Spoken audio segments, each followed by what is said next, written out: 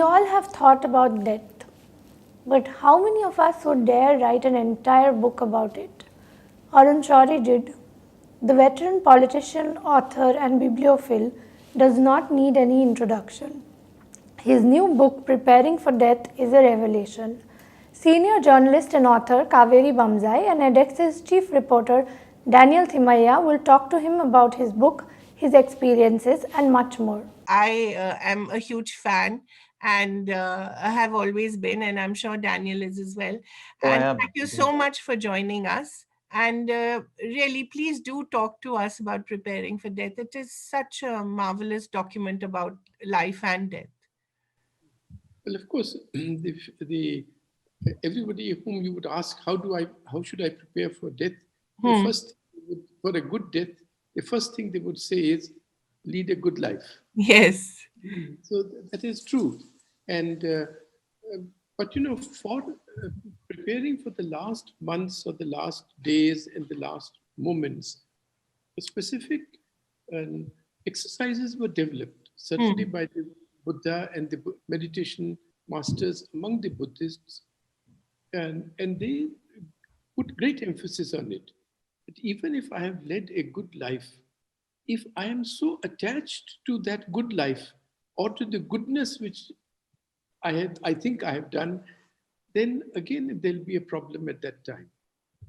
So there were specific exercises which some of which I've enumerated, and those exercises were not really about living the good life, but of specifically preparing oneself for the last months or the weeks or the last moments, so that we could have a peaceful dissolution of our minds at that time. It's a very difficult thing to aim for, but that was the purpose. For instance, the Buddha had great emphasis on what he called death contemplations.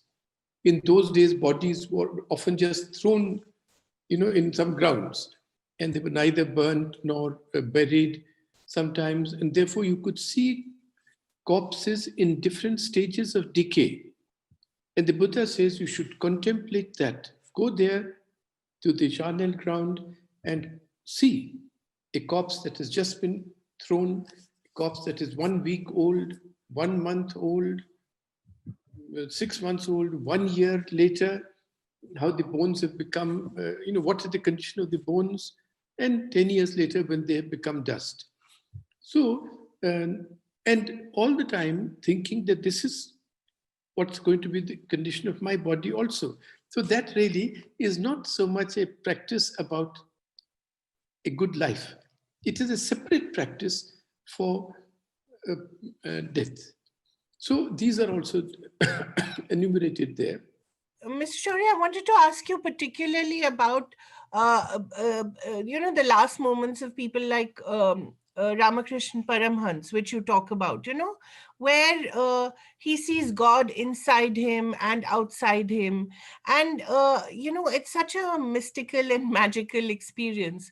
Talk a little about that, because in your prior book, you've also talked about suffering, and really that and this seem like companion pieces. So talk a little about that. You see, there are 2-3 things that are remarkable. One, that he had so conditioned himself that death was just a change of clothes for him. Even so, you will find that like a child, very often he is, Doctor, will you please cure me of this pain? Sometimes it's like that. Raman Maharishi is not like that at all. Yeah. So that is the childlike nature of Sri Ramakrishna. Second, it became a big problem for him also, and certainly for his followers, as to why such a holy person, such a good person, had been afflicted with this terrible cancer. Yeah. And we have to think of this in the late 19th century, when there was no real, even painkillers were not available at that time. So he offered several explanations. For instance, one was that accidentally his elder brother had once cursed him, that time will come when you will not be able to swallow even water. Because the doctor had told the elder brother, you don't take it, nothing. He was ill, so he said, don't take anything, don't even take water. Right. But the brother reached out to take some water, and Sri Ramakrishna took it away from him. Right. And that accidentally, he cursed him that, no, you are doing this to me. A day will come when you will not be able to swallow water. Similarly, he said that one of the reasons was that people would come and touch his feet, and he would be taking on their bad karma. And this is what was the result. And the more prosaic reason may be a type of pan that he used to eat. Yes. We don't know. But then they started, so what is the purpose of this illness? Yeah. And he says at one stage that the purpose of this illness is to sift those who just come to tell me, oh, hello, sir, how nice, sir, please get well. And those who will actually give up their life and now serve me. That will be the core through which he will continue the work. He would want the work to be continued, to sift the followers. This is one purpose, he said. Second purpose, he said, was to move him from Sagun worship to Nirgun worship. That's what you are mentioning, that he sees God inside, outside. And that from the form, the God with form, let us say Ma Kali, in his case, to the God without form. So this is, and of course, it was not something that required, in his case, preparation. But Raman Maharishi certainly counsels us to focus on that, on this, what he calls the self. And he says it is on the right side of the chest, 2 inches to from the center to the right, and so on. So I have dealt with the lives are described only for us to be able to see, what is the lesson in that particular episode for us. Right. And in the case of Raman Maharishi's methods, he had a specific method which he had prescribed for meditation. And I think I've said one or two, with great modesty, new things about it. Yes, Mr. Shourie, but it also comes from a deeply personal space, the book, from your own encounter. Quite surprisingly, for someone who was taking care of 2 people with so much dedication and devotion, to find yourself quite helpless. So it comes from your own encounter with, very close encounter with death in a way. And that also allows you to think about all this. Not really, because Kaveri, that's just the second last chapter in the book. But I found it very moving, sir. Could be. And but that is just the sort of end. But it was not what triggered this book. I had started working on this book 1.5, 2 years before this incident occurred. And this incident just, all the writing was almost complete. And then this incident occurred. So I then wanted to report that of the practices which I had talked about, or the meditation practices which I have been following for the last 30, 35 years, then which of those helped me in the ICU? Yes. So that chapter really mentions that. And one of the lessons that comes through is precisely the lesson that you mentioned of love, of those whom I love. That sustained me. Their care, their giving up everything and coming to the ICU and to Pune to be around. That was certainly a very important thing, just as it is the most important thing in our raising our son, who's a cerebral palsy child and is now a spastic adult of 45 years. And I'll tell you an incident that when 3rd or 4th day after his birth, we were told that actually a Pakistani lady doctor at the hospital, she said that I'll lose my job if you tell anybody. But I will tell you that your son has suffered a brain injury at birth. So don't tell anybody, but that's the condition. Anyhow, we didn't even realize what this message meant. Right. But after 3 months, every month we used to go to see the neurologist. For the first month, he was just in an incubator and then and so on. is an elderly gentleman. I still remember him. I think he was a professor at the Georgetown University, Professor Kennedy. And I told him, sir, that I have resigned from the World Bank and we have to go back. But if you feel, we have been told that this child has a brain injury, if you feel that staying here will be required for this child, well, I'll request the World Bank for the job again. He said, young man, I have not, no, you should go back. I have not been to your country, but I've heard that your country, the families are close nets. And as this child grows up, if you are here, I can help you measure him against some milestones. That he's 3 months behind, he's lagging 6 months, he's lagging 1 year. But as observant parents, you will yourself see that. But what this child will need is a net of love and security. Right. And your families can provide that. We can't. That is such an important point. And we are losing it today in India because our families are getting scattered. Children live here and there. We have come to look upon the joint family as a means of oppression and so on. But that is a very important sentence, and it has come through in Adit's life. Yeah. We lived with our parents. My mother-in-law gave up everything of hers to come and live with us. And because of her strength, we survived. So that was a lesson of what you call love and family and friends. And the same thing now, that in the ICU, the most important thing, of course, is the skill of the doctors, but more important is for sustaining the mind, the love and affection of those whom you love. Right.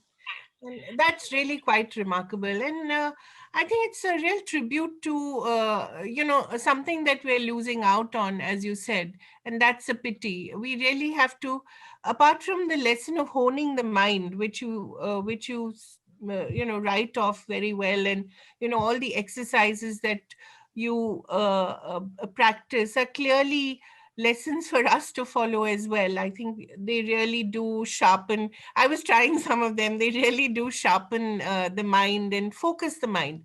Could you also talk a little about the Mahatma's last moments? Because I felt a deep sadness when I read that. In a way, the decline begins with Kasturba's death, and then, of course, everything that happens. And the last moments are again tragic, but also quite. They seem quite obvious that, yeah, I mean, something like this would happen, and he seems to be expecting it. And see, a lot of has been read into several statements which are recorded at that Yeah. time. Yeah. And for instance, he says, I've heard this from 2-3 persons, that he said he's losing control over his sleep. He was one person who could sleep by the minute. If he said I'll sleep for 10 minutes, he'll sleep exactly for 10 minutes. Right. Go deep into deep sleep, and then come out exactly when the clock came for 10 minutes. Which we now call Yog Nidra.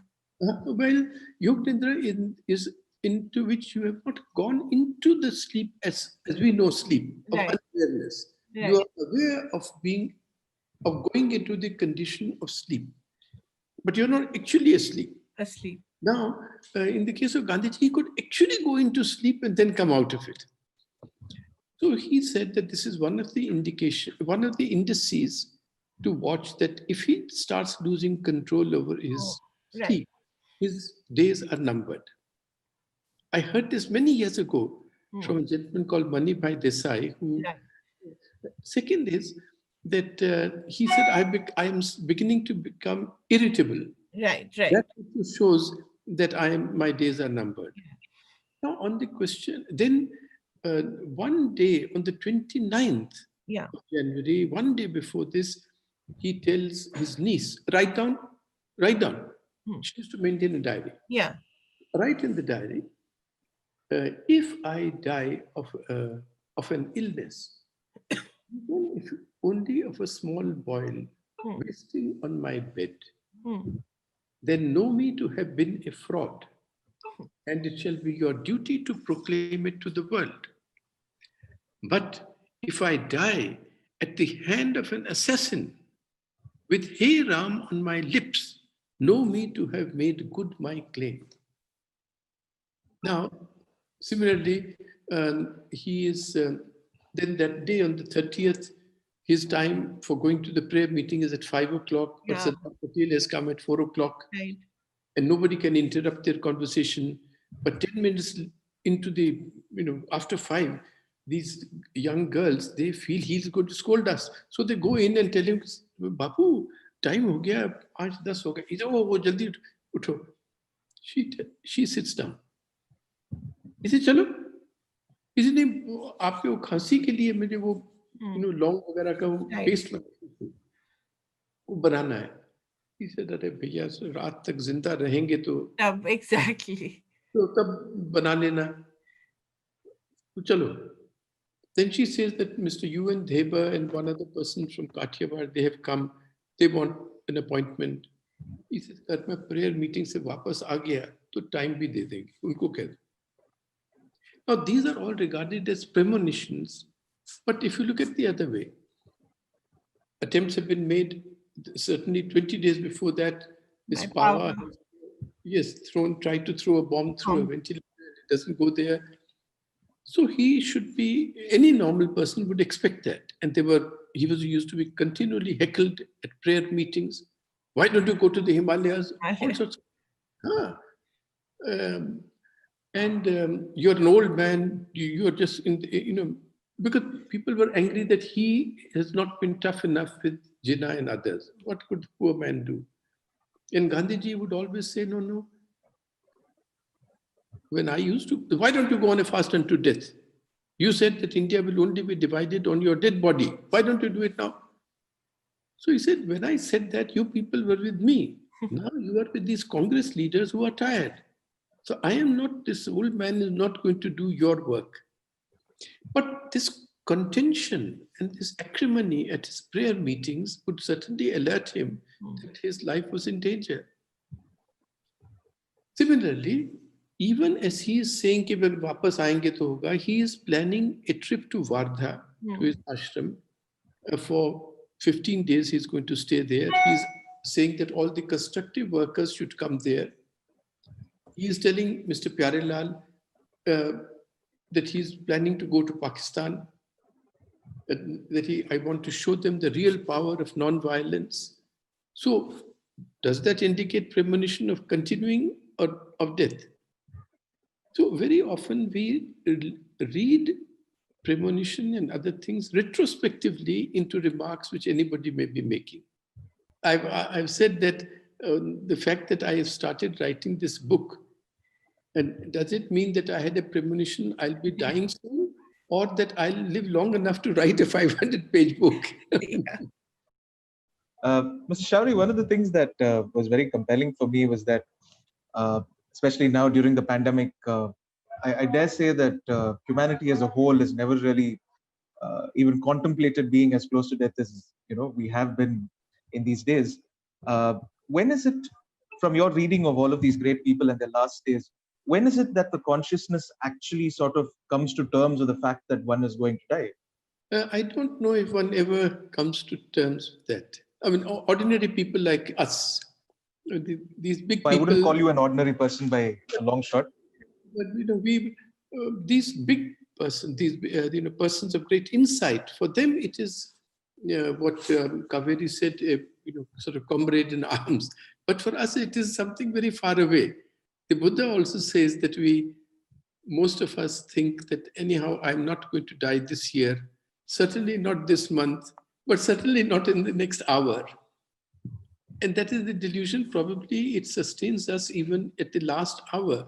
And it may have some function, because if I was all the time thinking, oh, I'm going to die, I wouldn't be doing any work or living actually. And so I do not know at what stage, but there are constant reminders to us, not just in pandemics. There was the influenza epidemic in the early 19th century, 20th century, and so on, Spanish flu. But for instance, in our societies, where our families are close, we have periodic reminders in the death of our parents, the death of other close relatives, the death of cousins or others who are younger than us. So they are constant reminders. Similarly, death is not as yet medicalized in the sense that most of us die at home, not in hospitals, as maybe in the West they do. Third is that in our case, you will see a body being carried to the cremation or the burial ground.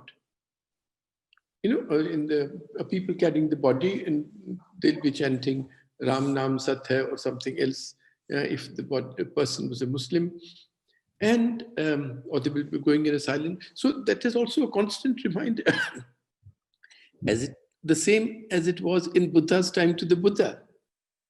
It was one of the noble truths, one of the noble emissaries, the body being carried, and he asks, "What is this?" Of course.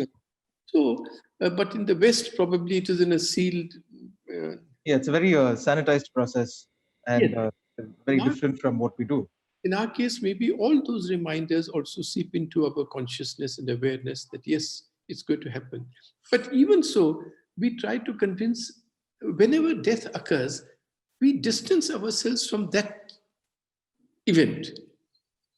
Even when it occurs in a close circle. No, but he was 95. No, but he was 80. Or in the case of Punjab terrorism, after all, it was next to Delhi, but it was happening in Punjab.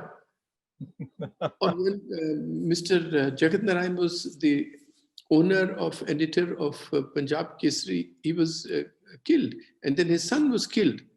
But many of us journalists in Delhi who were writing about Bhindranwale and others, all the way over in Punjab. So that's, we have subconscious ways of distancing ourselves from death, and the advice is, please go closer and see whether it could not have been for us. Does that sort of lend to a sort of self-morbidity, though? I mean, for people when they think about being closer to death, because you have a section of people who are always sort of thinking, I'm going to die now, I'm going to die now. And very often they outlive people who don't ever say that. Is that paradox something that humanity has come to terms with? No, but you see, that's a very important point, that these thoughts about death should not become morbid thoughts or sink one into depression. In fact, one is to watch our mind. And the Buddha says, and the subsequent masters say, that if those death contemplations make you depressed, then please get up, do walking meditation. Don't pursue that. And, so that is one of the things to watch in our own minds. The objective to be reached, in the Jains describe it very well, that you should reach a stage in the end of being both indifferent to life and to death. Because if you are fed up with life and longing for suicide, for death, then it is suicide. And that is not recommended at all. In fact, that is frowned upon. So that even when a Vinoba decides to fast unto death, it is with perfect equanimity. It is not because he's got disgusted with his own body or his life or with the state of affairs in the country. No. It is a matter of choice, I suspect. Time ho gaya, kafi ho gaya, chalo. I'm curious because you talk about sort of accepting where the body is at and accepting what your state of your mind often disagrees with your body and it refuses to see reality when it comes to death. But when you look at these great people, like Kaveri, of course, pointed out, they seem to have had a sense of where things were going and how things were sort of panning out. Is that a sort of consciousness that people can sort of develop through either through reading or through meditation or anything of that sort? Certainly through meditation. Of course, as we age, the emissaries of Mara come closer and teach us more explicitly. Limbs start failing, memory starts failing. So all those are indications that, yes, the the destination is coming closer. But other than that, I think meditation and other things, practices in which we are asked to distance ourselves from, see, if there's a sensation, there's a breeze outside and there's a sensation on the skin. I notice the sensation. That sensation is not me. Therefore, by noticing it as a separate thing, I am actually, in a sense, distancing myself from that sensation or from the limb to which that sensation is happening. And similarly, in the case of injuries or success or failure, or all meditation distances you from all these things and takes one inward. And that is, so in that sense, it prepares us and conditions us to what you were saying, but without the morbidity and pessimism and depression and so on. It just, there's something happening there, something is going to happen there, okay, I'm looking at it. Mr. Shourie, you had a very interesting take on euthanasia in the book, and despite what the Supreme Court has said in 2018, of course, euthanasia is still a bit of a touchy topic. Whether you're a doctor, whether you're the other side of the hospital bed, whether you're a relative grappling with a difficult decision, you of course have gone into it. You've dealt with what the great men have said. You've dealt with the scriptures. You've dealt with philosophy, and you've sort of brought it back to euthanasia. Where do you stand on this? It is something that I think should be legalized. It is in our tradition, but there are always dangers that others can take advantage of it. Let's say there's some greedy relatives, or greedy children, and they then start switching off any aid. Ventilators. Yes, they start arguing for that. Therefore, there are many precautions that should be taken. For instance, there must be a much greater debate on the definition of death. Let's say of brain death. Now it is regarded that that's the criterion. That's right. What is brain death?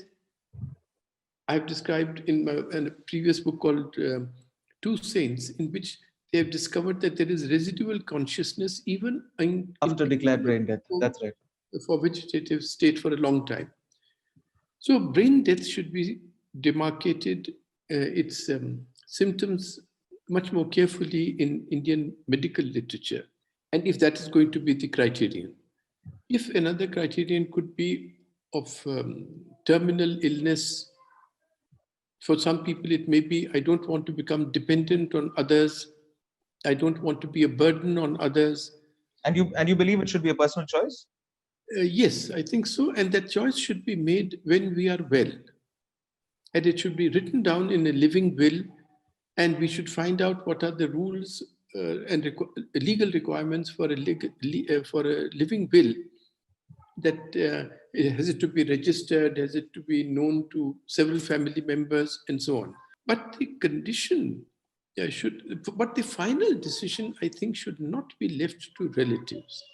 One is that some relatives can be greedy in some families. The other is that they can be ridden with guilt if they have to take a decision. So the best is, I should write down the criteria. For instance, if I am going to become a burden, my poor wife, who already has difficulty in managing even her own affairs, and our son who cannot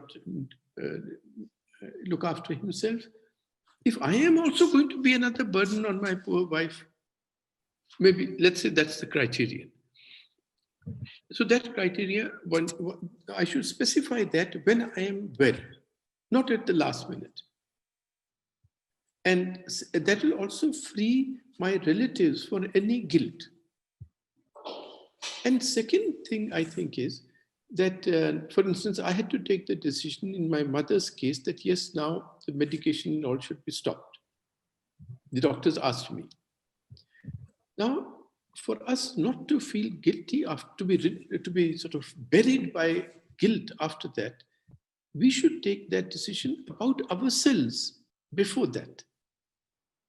then taking it about another person whom we love is not really a matter of that, that's one way to assuage guilt.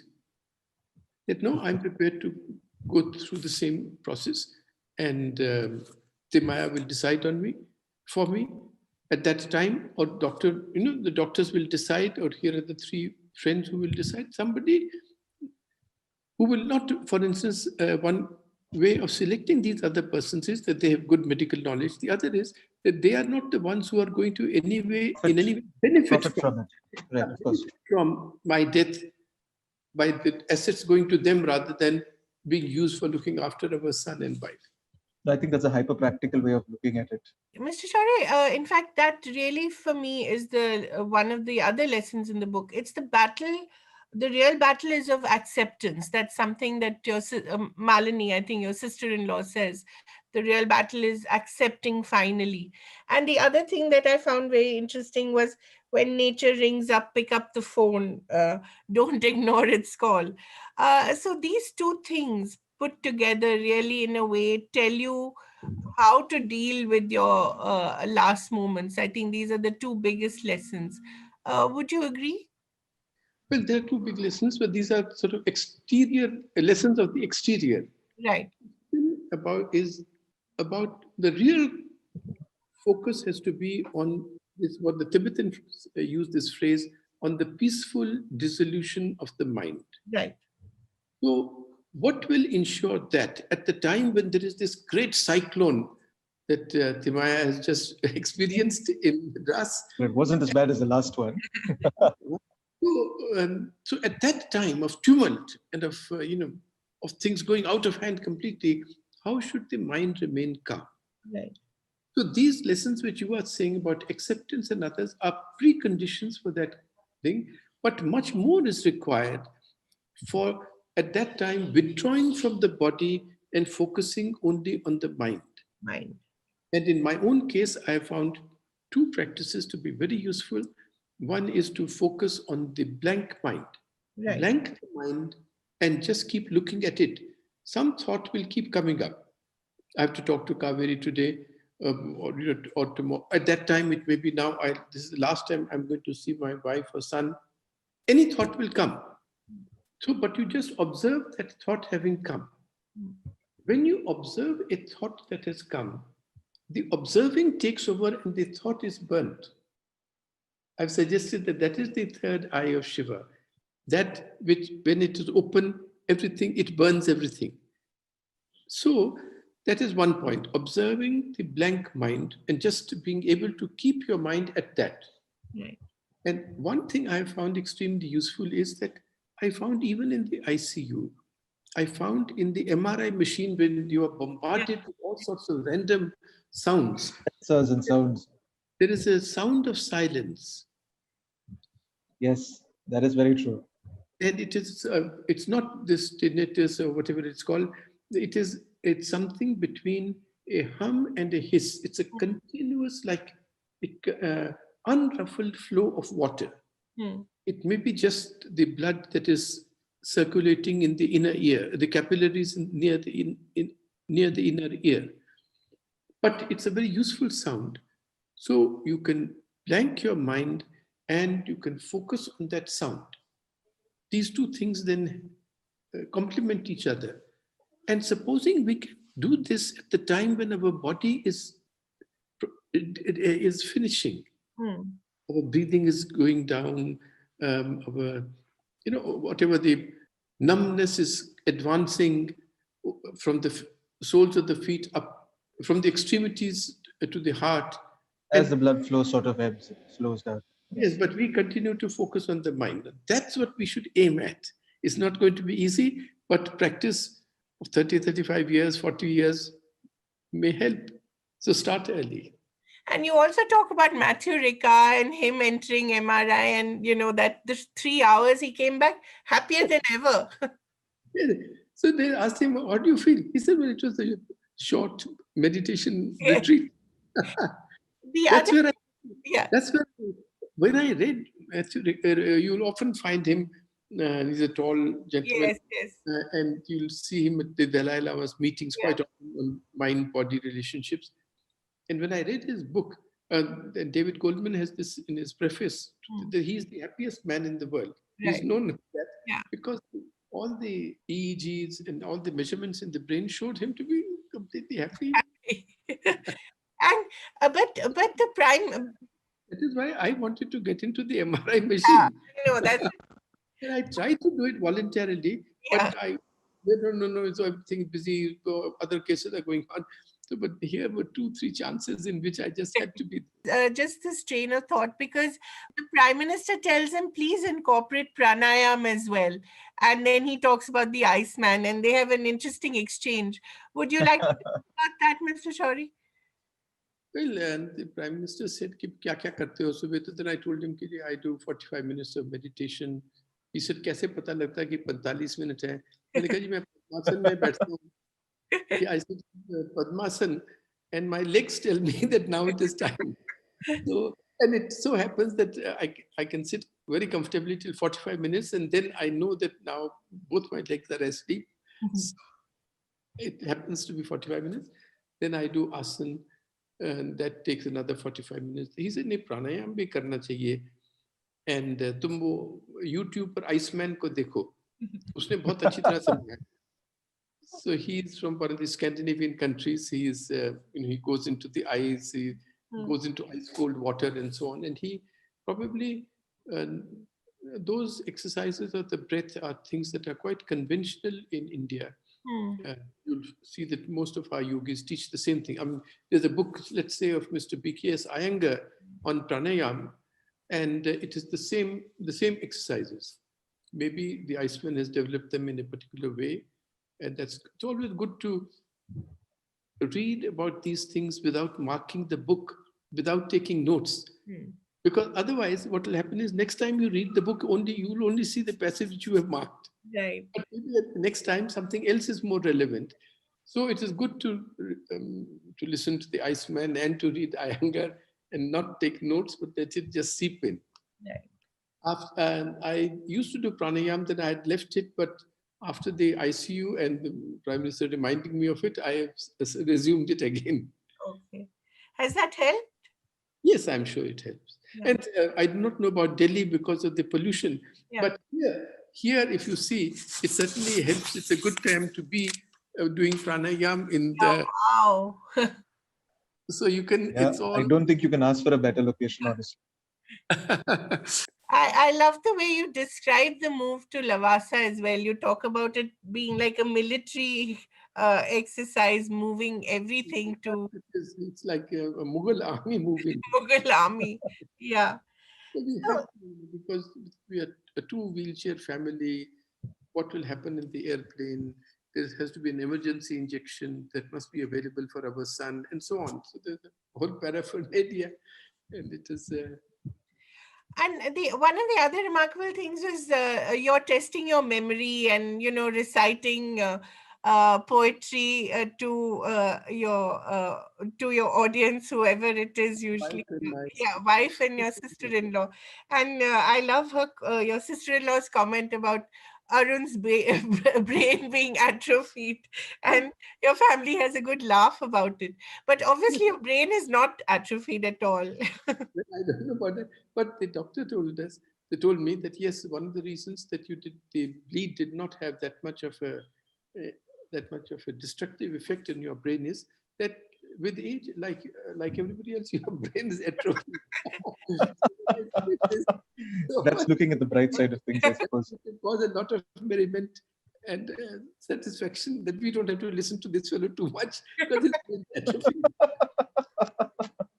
But you entertain them a lot with your shairi and your poetry. Would you like to give us one that sums up this whole exercise of having written this book, come so close to death, and survived it, and touch would come out looking better? There's a wonderful couplet of Akbar Ilahabadi. He was a judge, a session judge, I think, in Agra in the 1920s. Right. And he was a great satirist in Urdu poetry. So he says at one point that ki ibadat mein bhi rehta hai maut ka khatka. Hmm. You know, even in prayers, Hmm. we hear the footfall of death. Hmm. इबादत में भी रहता है मौत का खटका, करते हैं खुदा याद कि कर लेना खुदा याद. Yeah. We remember God, lest He remember us. Yeah. That's really well put. In fact, that reminds me of this other line in the book that you end with, where you're asking for advice, and the advice you get is just take morphine. That's Dorje, the head of the Tibetan Center in Delhi. And I had gone to him and I was asking him that these are I want to learn the Tibetan practices because they're very elaborate practices for the last moments. Right. And I want to be able to deal at that time. What will enable me to deal with the pain at that time? And he said to me, he said, Mr. Arunji, I think it is best to take morphine at that time. So that was my sister-in-law said, Malini said that is a very Dalai Lama answer. It's very practical and it also punctures your pretensions that you can learn those practices. Amazing. That's really one of the great things about this book as well. Despite being about death, which, as Daniel said, is actually quite a morbid subject, it's It leaves actually you quite feeling very funny, light. Yeah. and it's quite Yeah. funny as well, And I think that's one of the greatest things about it, that it actually leaves you with a laugh. Actually, Which is a rarity in itself. that's one thing we have to learn. Yeah. I think too many of these godmen and all are frightening us, but that's something we have to learn from the Dalai Lama. Yeah. He's always making you laugh at all times. Yeah. And if you don't mind my repeating a joke, which I have said once or twice on these exchanges, there's how we can internalize the lesson lightheartedly. Mm. So I have a friend, you must know him, Rajiv Mehrotra. Yes, of He is the course. head of the Foundation for Universal Responsibility of the Dalai Lama in Delhi. He does a lot of the Dalai Lama's work in there. So he sent me a message disclosing a deep state secret. The secret was that the Dalai Lama has sent a telegram to Xi Jinping, the ruler of China. Right. And he said, it's not telegram, but an email. Right. So the Xi Jinping opens his Gmail, and there's a thing from the Dalai Lama. He immediately clicks on it, and there says "see attachment." So he says, the Dalai Lama, maybe he sent the surrender document. And the moment he presses on it, his computer crashes. Computer, like the computers of the members of the Central Committee of the Communist Party, they crash. And then all the senior generals of the PLA, their computers crash. So Xi Jinping is furious and he sends a telegram to the Dalai Lama. What do you think you are doing? What is the meaning of all this? So the Dalai Lama sends a telegram back. With attachment comes suffering. That's the best virus joke I've heard in a long time, as far as China is concerned. I think the wonderful way to end this conversation. Thank you so much, Mr. Shourie. Thank you so much. Daniel, is there anything else you'd like to add? No, I think that was, like you said, the book leaves us with a laugh, and Mr. Shourie, of course, leaves us with a laugh. Thank you so much for that, Mr. Thank you Shourie. so much, Mr. Shourie, and all the very best.